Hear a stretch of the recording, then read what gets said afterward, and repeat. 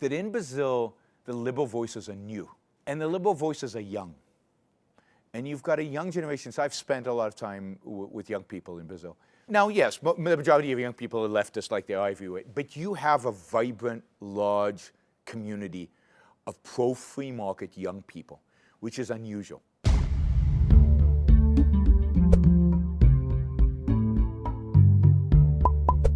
Olá, o canal Brasil recebe para essa entrevista Yaron Brook, que é um dos líderes do pensamento liberal no mundo. Ele é também diretor-executivo do Conselho do Instituto Ayn Rand. Veio ao Brasil e a gente aproveitou então para conversar com ele. Mr. Brook, thank you for accepting our... It's my pleasure to be here. Thank you for having me. Demand to hear you. So, you know, I would like to begin asking you, how do you see the debate about liberalism in the whole world? And then we come to Brazil. Well, I think those of us who believe in free markets and those of us who believe in individual liberty, we're losing, is the bottom line. You see that throughout the world. Europe is moving away from the classical liberal free market, individual liberty perspective. You're seeing a rise of kind of an authoritarian right. You're seeing a rise of an authoritarian left. And those of us who believe in actual freedom, in actual liberty, have no voice in Europe. You're seeing the same thing in the United States. Donald Trump is far from kind of a classical liberal perspective, a free market perspective. He is a central planner, just a central planner of the right instead of a central planner on the left. And of course, what he has done is he's made the left even more radical, even more extreme, so that both are becoming more authoritarian. And then, before the interview, we were talking about China. You're even seeing in China, for many, many years, China was heading in the right direction, what I would consider towards greater freedom, towards more liberalization, towards more free markets, but also more free speech. I used to go there regularly and give speeches, and I was never interfered with. Now we're seeing an authoritarian. The current president is very authoritarian. Restrictions on speech, restrictions on books published, and restrictions now on economics as well. So we're seeing state-owned enterprises come to dominate the economy more rather than the free enterprise. And then you come to Latin America, where you're seeing the same tensions here as well. You've got Venezuela, obviously, as kind of a symbol of what happens when you take on a completely leftist view of the world. You've got Chile, which has been this amazing success story in Latin America, but nobody wants to copy them. We are trying to, but not successful. Brazil, it's a challenge, but everybody's trying. You would think 30 years ago you would have copied them, or Argentina. And Argentina, of course, is heading in the wrong direction dramatically. So I think generally in the world one can say that the cause of individual liberty is losing the battle, and it's scary. It's a scary time. Where those people were hide all this time? Well, the ideas, the anti-liberal ideas are always there. And I would argue really, and this is what Ayn Rand... They were ashamed to speak loud? No, they've changed their mind. People change their minds. And what has happened is that the ideas of individual freedom have not been defended properly and have not been grounded properly, grounded philosophically, grounded in ideas. And they have been weak for 200 years they've been weak. And they go up and down. So sometimes they're a little bit more popular, but they're never really popular, and you never really see them fully implemented. So when somebody comes up on, when there are problems, like, I don't know, the mass immigration in Europe, or economic problems, or economic slowdown, and demagogues on the left and the right rise up and they say, it's that individual freedom, that's what's bad. We need more control, we need more planning. People always that seems to resonate with them. And I think it's incumbent on us, those of us who really believe in freedom, those of us who believe in individualism, those of us who believe in the human mind and reason, it's incumbent on us to be better at how we defend the case for capitalism, the case for freedom. I think we've been weak. I think we're not philosophical enough. We're not foundational enough. We're We're not radical enough. You know, the left has no problem being radical, and even the right has no problem being radical. But we on the, you know, we want a little bit of capitalism. We don't want to shake the boat too much. Well, I don't. I want capitalism. I want the privatization of everything. I want true free markets, and that's something we need to fight for, and we need to present. You know, young people want to believe in something. They want an ideal. They want something they can fight for. And socialism is very, very good. And so to some extent is conservatism in presenting them with an ideal worth fighting for. We're not. We need to romanticize capitalism and to provide a vision of what a capitalist liberal world looks like and get them excited about it. And I think that's the only way we can change the direction that the world is really heading in.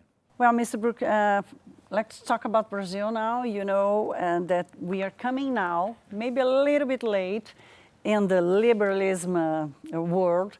So we are coming from the social democracy, and we have this transition with the new president, Jair Bolsonaro, which is here for 9 months now. And are we late for this debate? Can we, you know that Brazil has a very big state, yep. And we fight for privatization for years, and but now it seems that liberalism speech is gaining force, yeah. Here. Do you see that we can thrive in there? I mean, first, it's never too late.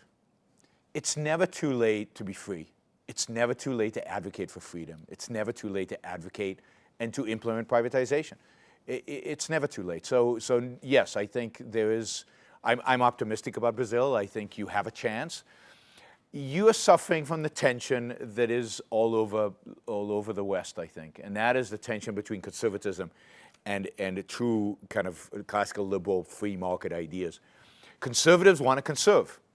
They don't want to be radical. They don't want to change too much. They don't want to change too fast, and they are wedded to control. Because conservatism by its very nature is a controlling philosophy. Mainly they want to control our spiritual values, right? Our social values.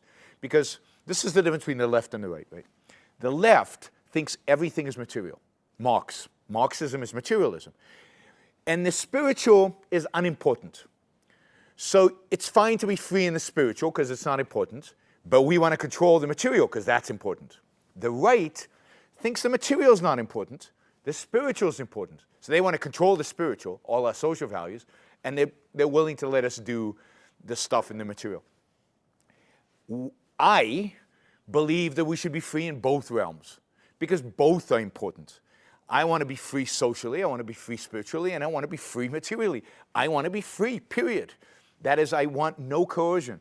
I want people to stop telling me what I can and cannot do, what I can and cannot think, what I can.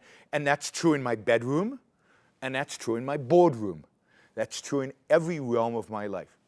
So there is this tension between conservatism and these ideas.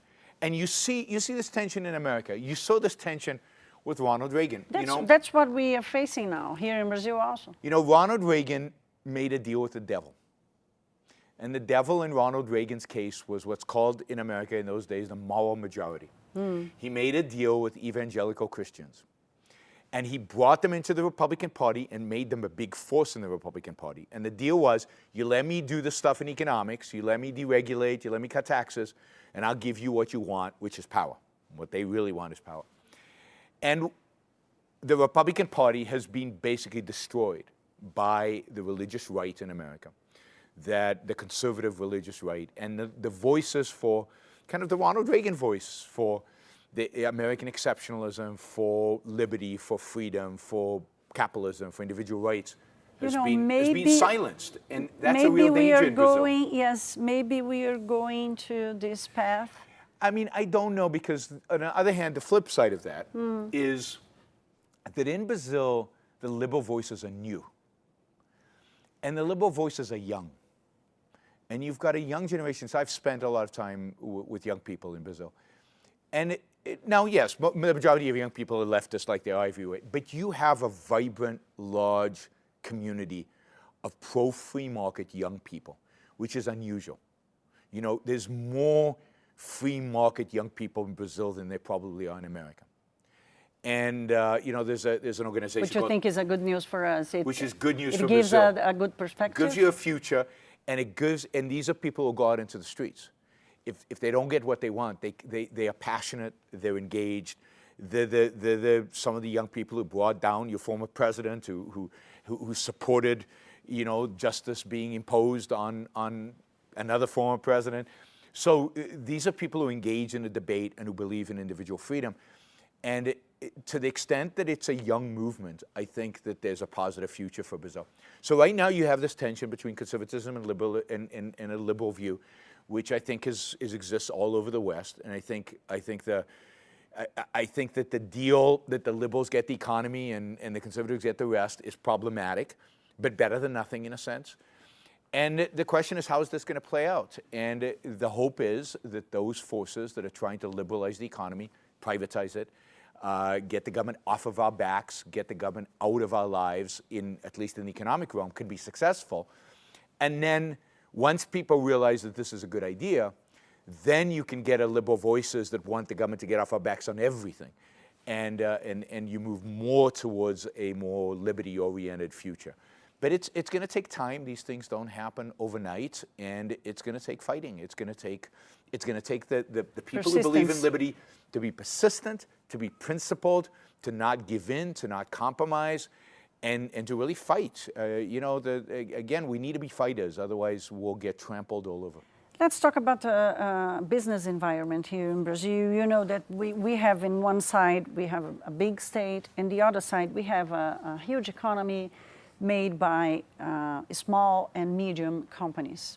We have large companies as well, but the fundamental is in small and medium companies. How do you think we can include or save or protect, if they have to, if they should be saved, this kind of a business? Because we have a transition to go from taking down the state and make the business environment more powerful. And we just had a huge recession here. So how to manage this unbalanced environment now? You have to be very careful not to try to manage it. It's going to be messy. It's going to be painful. There's no way around that. It already is. And it's going to be more. And what you need to do is liberalize, free up, get rid of regulations, get rid of controls, overwhelming in large numbers. And yes, some businesses are going to fail. Some people are going to lose income. That's what Schumpeter called creative destruction. But that's what happens under freedom.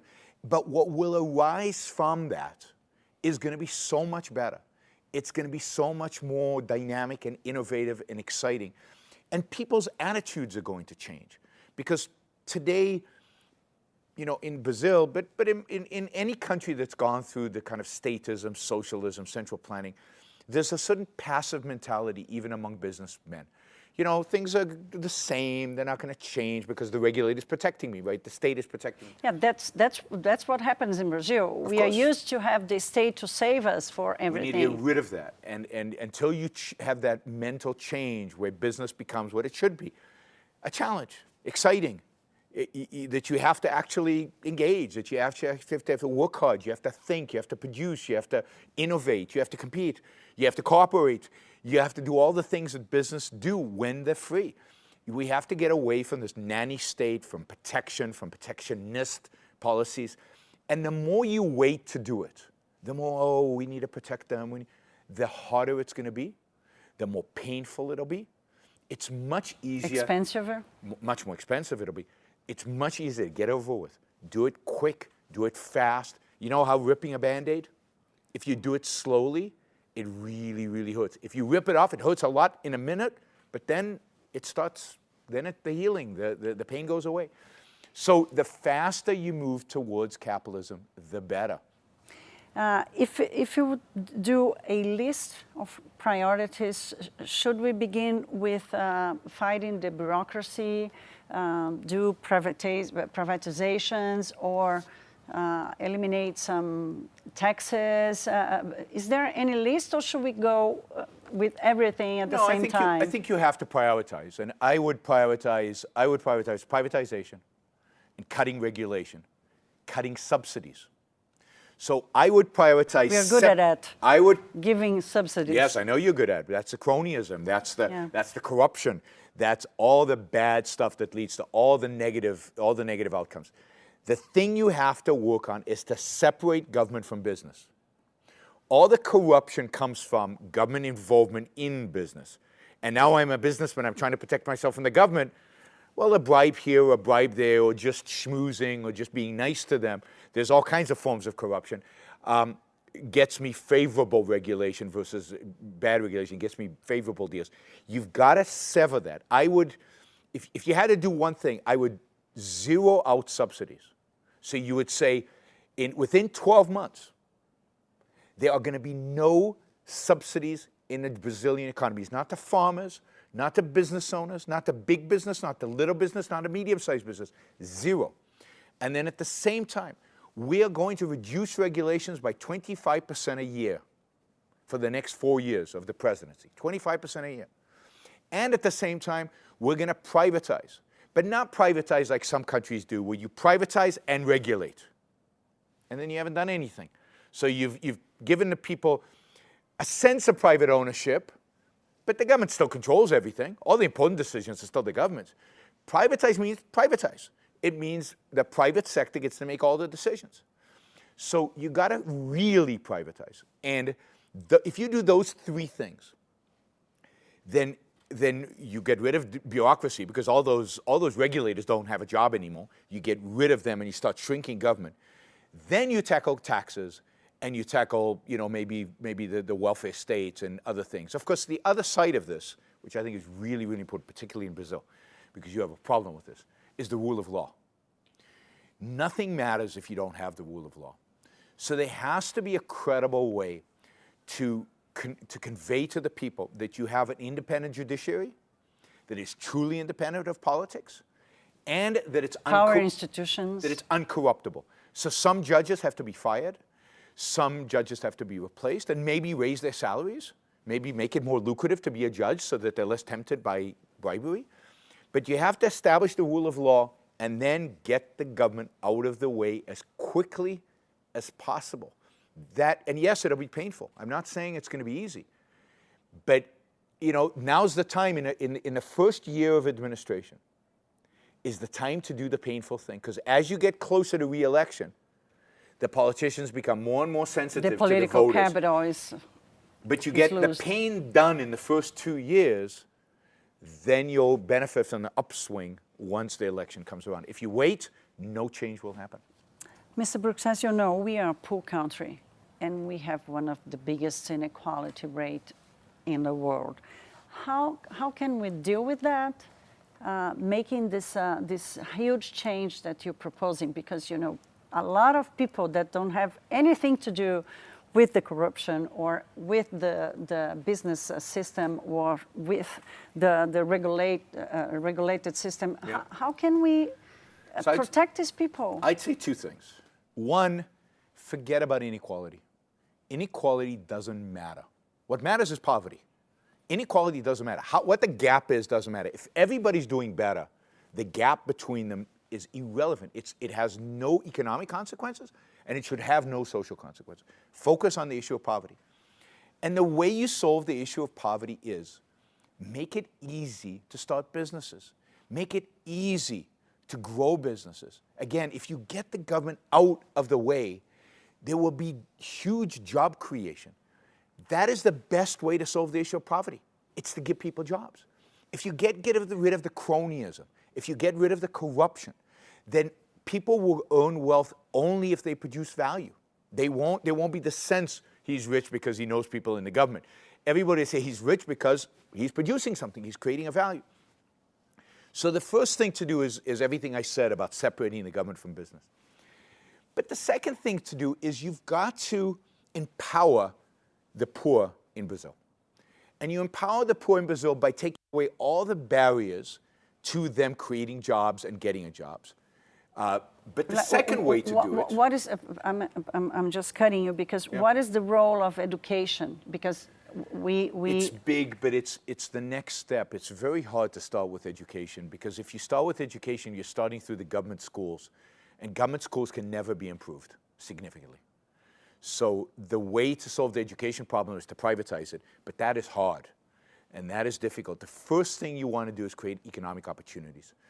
And one of the things I would do, and it's hard to do in Brazil, but I think it's necessary to do in Brazil, is you've got to give poor people property rights. So you've got favelas all over Brazil. Give them the ownership over the land. For example, I mean, I walked into a favela in Rio and went all the way up, right? They have the best views in the world. There's no more beautiful a city in the world than Rio de Janeiro. And the people in the favela on the top have the best views in the world. If they had property rights, if they owned the land, they would be rich, not poor. Because I mean, a lot of people would love to buy that land, would love to be there. And they would get the money, and they would go and start a business.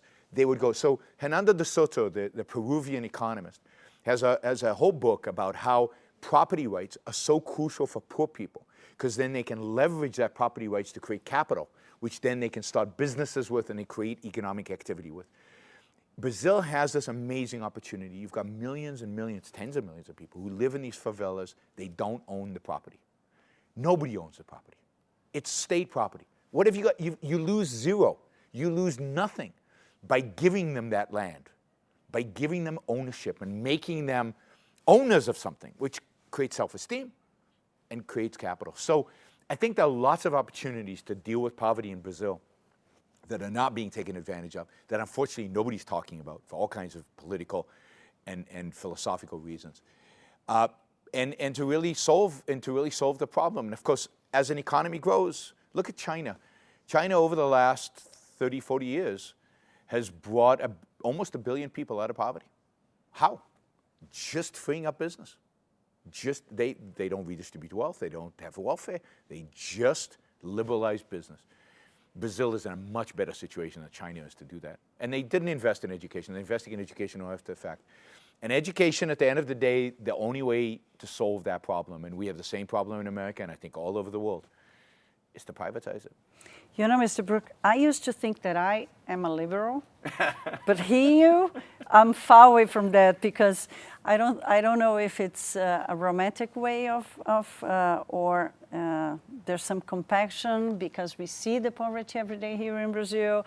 It's hard for us to think or to, take. But the passion, that passion about poor people that everybody has, that the left typically has done them harm, has brought them nothing. All this welfare, all this redistribution of wealth everywhere in the world has not brought people out of poverty. What brings people out of poverty is jobs, is work. And the only way to create jobs and work and private property is to privatize, privatize, privatize. And they will, again, if we look at the places in the world that have brought people out of poverty, where people have come out of poverty, South Korea, Taiwan, Hong Kong, Singapore, it's through capitalism, not through empathy. It's through expecting people to work for a living and creating the environment in which jobs are created. That's what will create these opportunities.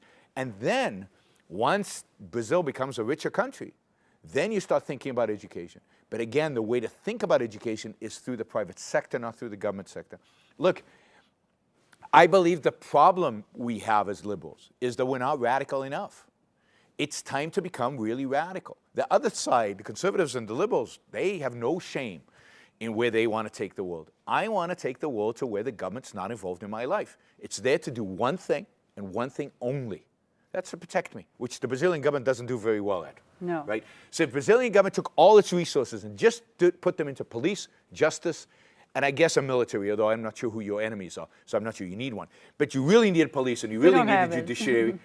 If you really focused on those things and let the market solve all the other problems, I mean, this could be one of the richest countries in the world. You have the natural resources, you have the people, you have the ability. It's just a matter of not stepping on your own feet.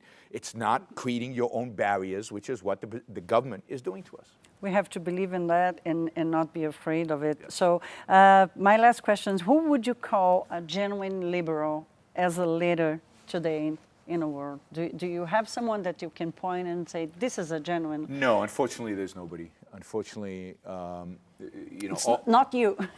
I'm not a leader, not a political leader. There's no political leadership today, unfortunately, in the world in terms of a genuine perspective on freedom and on free markets and on kind of a free world. In the past? Like 10, 20 years ago? No, it's been a long time. It's been a long time. I mean, certainly there have been better people. Certainly Margaret Thatcher did a lot in the UK, but even she, partially, I think because of her own limitations, but particularly because of the political context she was in, she couldn't go further, and she didn't go further. But the last real liberals probably have to go back to the 20s. You probably have to go 100 years to find political leaders who are really oriented towards individual liberty and individual freedom. They might have been in a country here and a country there, experiments with it, but it's failed because we haven't set the foundations from an educational perspective. So I think our job, my job, the job of people like me, is to educate people about the beauty of freedom, the potential of capitalism and of true individual liberty. And until we educate large numbers of people, and that's why I'm excited about young people in Brazil, because I think they have that passion, they have that interest. But if we can educate, we have to educate millions of people before we will see real change. And Brazil might move a little bit towards more freedom right now, but it will not sustain itself unless all of the people watching the show and all of their friends join the cause and get passionate about it and are willing to really fight for it. Well, Mr. Brook, thank you very much for the interview. My Very pleasure. Interesting views. It takes courage. We need courage. These Yes, are times it takes courage. that require courage. Yeah. So thank you very much. My pleasure.